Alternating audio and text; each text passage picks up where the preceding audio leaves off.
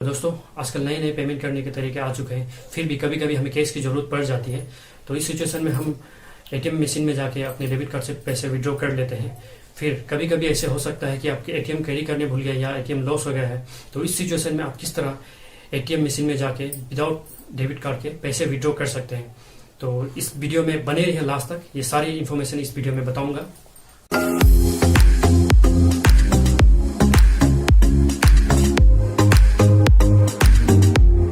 तो hello friend, और हमेशा की तरफ सबका स्वागत है मेरे यूट्यूब चैनल पे जिसका नाम है टेक वॉल इन्फो। तो वीडियो में आगे बढ़ने से पहले आप सबसे रिक्वेस्ट है, अगर आप चैनल पे नए हैं तो चैनल को सब्सक्राइब कर लीजिए। इसी तरह टेक इन्फॉर्मेशन इस चैनल पे मिलते रहेगा।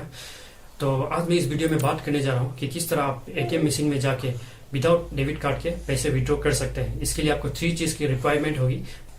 सबसे पहले आपका यूपीआई बेस्ड एटीएम मशीन होना पड़ेगा और आपके मोबाइल में यूपीआई एप्स होना पड़ेगा। उसके लिए आप गूगल पे या पेटीएम या फोन पे आप किस तरह का भी यूज़ कर सकते हैं। उसके लिए आपका यूपीआई आईडी होना पड़ेगा और थर्ड चीज़ है आपका इंटरनेट कनेक्शन रहना पड़ेगा।